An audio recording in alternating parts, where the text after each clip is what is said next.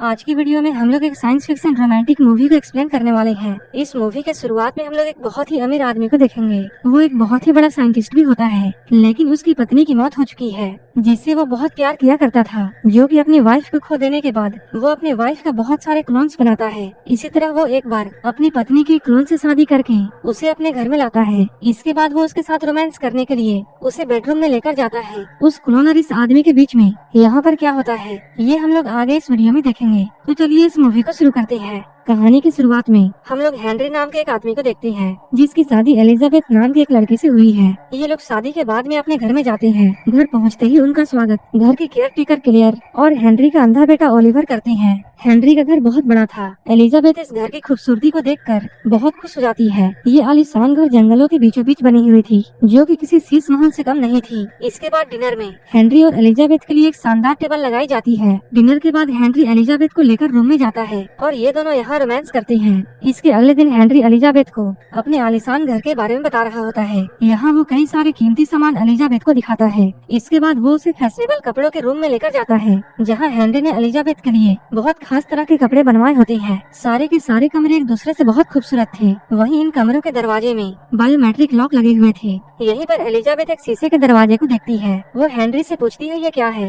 Henry ये कहता है इस दरवाजे के अंदर तुम कभी मत जाना। अब एलिजाबेथ इस दरवाजे के बारे में और भी जानना चाहती थी, लेकिन हेनरी उसे समझाता है कि अगर तुम इस दरवाजे के उस पार जाना भी चाहो तब भी तुम नहीं जा सकती हो, क्योंकि हर जगह लॉक लगे हुए हैं। इसके बाद हेनरी इस बात को खत्म करके एलिजाबेथ के साथ फिर से रोमांस करने लगता है। वहीं इधर क्लियर ये सब देख रही होती है। अगली सुबह जब हेनरी काम पर जाता है, तब वो अपने बिस्तर से उठकर स्विमिंग पूल में नहाने के लिए जाती है। इसके बाद वो इस घर में इधर उधर घूमने लगती है। एलिजाबेथ यहाँ क्लियर से बातें करने की कोशिश करती है, लेकिन क्लियर उसकी बातों का जवाब नहीं देती है। एलिजाबेथ इस घर में अपने टाइम को बिताने के लिए तरह तरह की चीजें करती है। इसके बाद वो शाम में ओलिवर और क्लियर को घर से बाहर जाते हुए देखती है। रात को जब एलिजाबेथ को नींद नहीं आ रही थी, तब वो अपने कमरे से बाहर निकलती है और वो घर में इधर उधर घूमती है। वो घूमते हुए उस रूम तक पहुंच जाती है जहाँ पे जाना उसे मना था। वो किसी तरह इस रूम के अंदर चली जाती है। इस दरवाजे के अंदर एक कमरा है, जो कि देखने में बिल्कुल लेबोरेटरी जैसा लग रहा था। यहाँ बहुत सारे सेंसर्स के साथ में कई बटन्स भी होते हैं। एलिजाबेथ उनमें से एक बटन को दबाती है,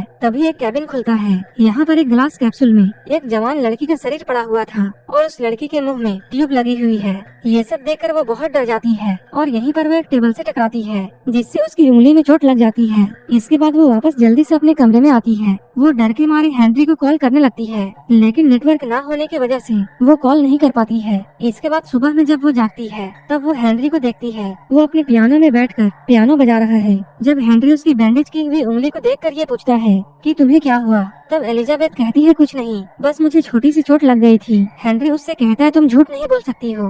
रात में एलिजाबेथ सोने का नाटक करती है। तभी वो देखती है हेनरी फॉरबिडन रूम की तरफ जा रहा है। इसके बाद वो चुपके से उसके पीछे चलती है, लेकिन तभी अचानक हेनरी उसे पकड़ लेता है। हेनरी बहुत गुस्से में था। एलिजाबेथ अपने आप को बचाने के लिए हेनरी से भागने लगती है। एलिजाबेथ कहती है उसने कुछ नहीं देखा है, लेकिन हेनरी कहता है तुमने मेरा कहना नहीं माना। इसके बाद हेनरी उसका पीछा करके उसे जान से मार देता है। इसके बाद हम लोग हेनरी, ओलिवर और क्लेयर को देखते हैं। वो लोग घर के बाहर लॉन में एक कब्र बनाते हैं। इसके बाद ये लोग एलिजाबेथ के लाश को उस कब्र में डालते हैं। एलिजाबेथ को दफनाने के बाद ये तीनों टेबल में बैठते हैं। इसके कुछ ही दिन के बाद हेनरी एलिजाबेथ के क्लोन को अपने घर में लाता है। जैसा कि इससे पहले एलिजाबेथ के साथ में बातें हुई थी, वही सब बातें इसके साथ भी होती है। हेनरी उसे अपना सारा घर दिखाता है और इसके बाद एक रूम को दिखाते हुए ये कहता है चाहे कुछ भी हो जाए इस रूम के अंदर मत जाना। एलिजाबेथ वादा करती है कि वो अंदर नहीं जाएगी। ये लोग नए कपल की तरह फिर से रोमांस करते हैं। ये सब क्लियर खड़ी होकर देख रही होती है। रात में एलिजाबेथ को नींद नहीं आती है। इसके बाद वो घर में इधर उधर घूमती है। वो किचन में क्लियर को देखकर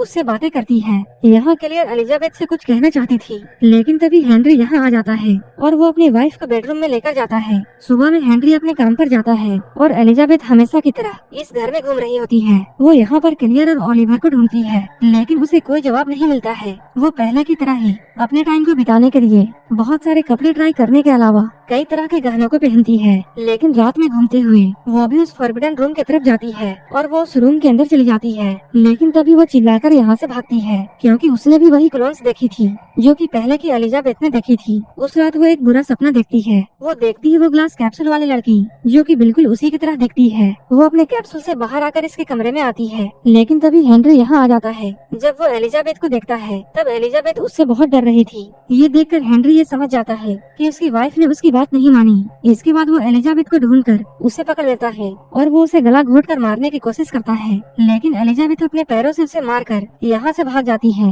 हेनरी उसका पीछा करते हुए अपने पूरे घर में घूमता है। एलिजाबेथ छुपने के लिए किचन में आ चुकी है। यहाँ वो अपने आप को बचाने के लिए एक चाकू उठाती है, लेकिन हेनरी अचानक यहाँ आकर उसे बेहोश करने की कोशिश करता है। एलिजाबेथ बेहोश होने ही वाली थी, लेकिन तभी वो चाकू से हेनरी पर हमला कर देती है। इसके बाद ये दोनों जमीन पर गिर जाती हैं। इसके बाद एलिजाबेथ जब होश में आती है तब वो देखती है हेनरी मर चुका है। वो हेनरी के फिंगरप्रिंट को यूज करके दरवाजे को खोलती है। वो यहाँ वहाँ खून को साफ करती है। इसके बाद वो हेनरी के जिस्म को कपड़ों में लपेटकर एलिवेटर तक घसीटते हुए लेकर जाती है और वो खून लगे हुए कपड़ों को जला देती है। इसके बाद जब वो हेनरी का फोन चेक करती है तब वो देखती है यहाँ क्लियर के बहुत सारे कॉल्स हैं। इसके बाद एलिजाबेथ हेल्प के लिए इमरजेंसी नंबर पर कॉल करती है, लेकिन उसे अपने एरिया का लोकेशन पता नहीं था। कुछ देर के बाद जब ओलिवर और क्लियर घर में आती है तब एलिजाबेथ इन दोनों को देखकर सब कुछ ठीक होने का नाटक करती है। क्लियर एलिजाबेथ को अभी तक जिंदा देखकर बहुत हैरान थी। एलिजाबेथ कहती है हेनरी ऊपर आराम कर रहा है। अब क्लियर किचन की तरफ जाती है, लेकिन तभी उसे हार्ट अटैक आने की वजह से वो यहीं पर गिर जाती है और फोन उठाकर मदद बुलाती है। तभी एम्बुलेंस आकर क्लियर को ले जाती है। इधर एलिजाबेथ निकलने की कोशिश करती है,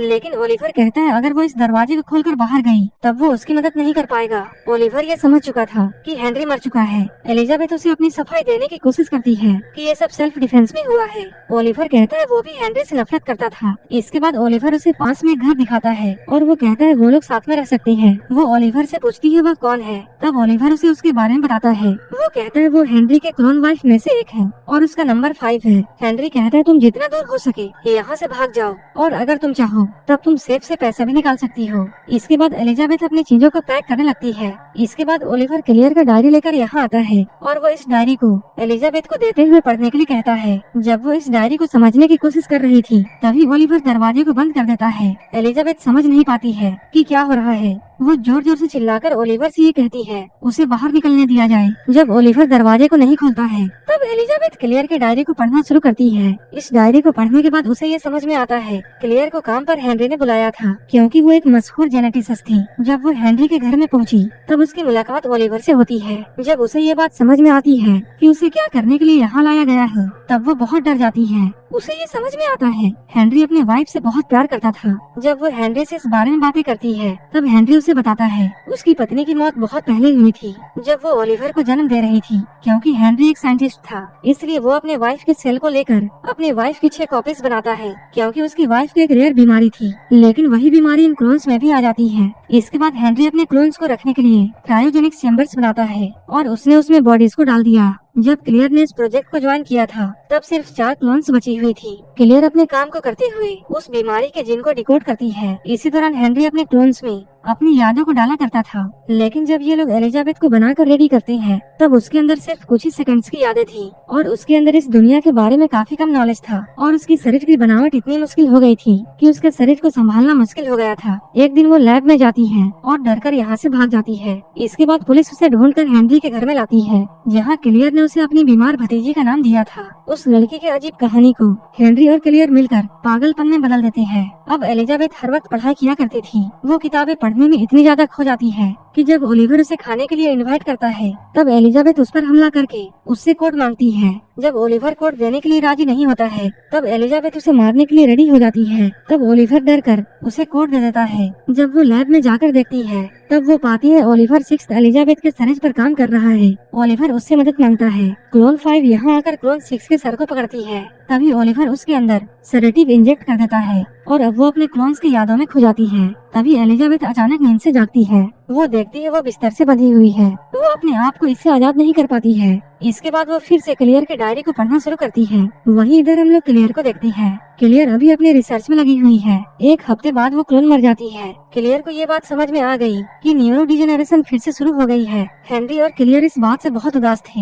हेनरी ने इस प्रोजेक्ट के लिए अपना बहुत सारा समय और पैसा लगाया था, लेकिन इधर हेनरी और क्लियर के बीच में एक रिश्ता बन चुका था। इधर हम लोग फिर से ओलिवर को देखते हैं, जो कि कमरे के अंदर आता है। वो एलिजाबेथ से पूछता है क्लियर ने उसके बारे में डायरी में क्या लिखा है। एलिजाबेथ बताती है क्लियर ने हेनरी के साथ में अफेयर शुरू कर दिया था। तीसरे क्लोन के मरने के बाद अब हेनरी अपने सैंपल्स में कुछ बदलाव करता है। क्लियर को पता नहीं था कि हेनरी ने सैंपल्स में बदलाव किए थे। इसका मतलब ये था कि क्लियर का कोई कसूर नहीं था, उसने तो बीमारी को रोक लिया था और अब बाकी क्लोन स्वस्थ थे। इधर ओलिवर ये बताता है उसने बचपन में एलिजाबेथ की तारीफ की थी क्योंकि वो दुनिया की सबसे खूबसूरत लड़की थी, क्योंकि वो पहले देख सकता था। एक दिन ओलिवर हेनरी को उस लड़की को किस करते हुए देखता है और फिर उस रात हेनरी ने ओलिवर को अंधा कर दिया। एलिजाबेथ को ये बातें बताने के बाद ओलिवर यहाँ से जाता है। अब एलिजाबेथ इस डायरी को पढ़ते हुए ये कहती है क्लियर ने अपने अफेयर को खुद ही से खत्म किया था क्योंकि वो एलिजाबेथ के साथ मुकाबला करना नहीं चाहती थी। इसके अलावा हेनरी हमेशा उससे अपने दर्द के बारे में बातें किया करता था क्योंकि उसने अपनी बीवी को खोया था, इसलिए वो हमेशा उसके साथ बिताए हुए पलों को फिर से जीना चाहता था। क्लियर को एलिजाबेथ के बच्चे के बारे में कोई भी जानकारी नहीं मिलती है और वो समझ जाती है ओलिवर हेनरी का बेटा नहीं है बल्कि वो खुद है। उसने खुद को ही बनाया है क्योंकि उसे ये डर था कि एलिजाबेथ उसके अभी के रूप को नहीं चाहेगी। सुबह में जब एलिजाबेथ उठती है तब वो अपने गले के पास में एक नुकीली चीज को महसूस करती है। ये ओलिवर था। ओलिवर उससे पूछता है क्लियर ने डायरी में उसके बारे में क्या लिखा है। एलिजाबेथ बोलती है क्लियर ने उसे हेनरी का क्लोन समझा था, लेकिन यह सच नहीं है क्योंकि हेनरी ने एक बर्थ सर्टिफिकेट दिखाया था, इसलिए ओलिवर हेनरी नहीं है। अब एलिजाबेथ पूछती है क्या तुम मुझसे प्यार करते हो और वो उसे अपने पास बुलाती है। इसके बाद वो अपने पैंट्स को उतार कर ओलिवर को फिर से अपने पास बुलाती है। अब ओलिवर कंट्रोल नहीं कर पाता है और वो एलिजाबेथ के पास आता है, लेकिन एलिजाबेथ उसे जमीन पर गिरा देती है और वो उसे मारना शुरू करती है। वो उससे चाबी और बाहर जाने का कोड मांगती है, लेकिन तभी दूसरी एलिजाबेथ कमरे में आती है जिसके हाथ में गन होती है। ये दोनों क्लोन्स एक दूसरे को देखती है।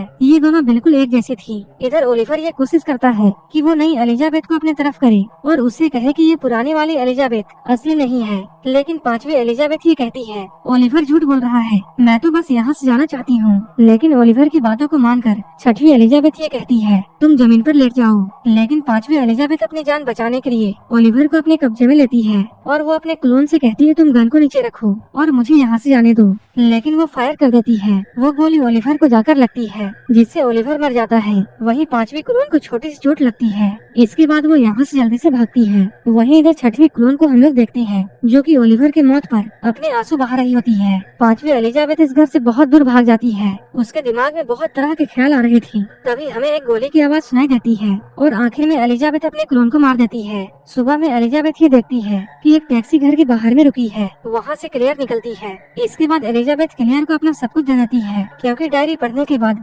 एलिजाबेथ ये जान चुकी थी कि इन सब का हकदार सिर्फ क्लियर है। इसके बाद एलिजाबेथ रास्ते में अकेले निकल जाती है और यहीं पर ये कहानी खत्म हो जाती है। ये मूवी कई तरह के सवाल छोड़कर जाती है। क्या इंसान अपने प्यार में इतना अंधा हो सकता है कि वो अपने महबूबा के मरने के बाद उसके क्लोन्स को बनाए और उनके साथ इंटीमेट हो, क्योंकि ये तो बस क्लोन्स है, ये तो उसकी महबूबा नहीं है। क्या हेनरी का इस तरह से प्यार करना सही था? आप हमें कमेंट बॉक्स में जरूर बताना। ऐसे ही मूवीज के लिए आप हमें टेलीग्राम और इंस्टाग्राम पर फॉलो कर सकते हैं जिसका लिंक डिस्क्रिप्शन में दिया हुआ है। मूवी अच्छी लगी हो तो एक लाइक जरूर कर देना और ऐसे ही वीडियोस के लिए मेरे चैनल को जरूर सब्सक्राइब कर लेना। तो मिलते हैं हमारे नेक्स्ट वीडियो में।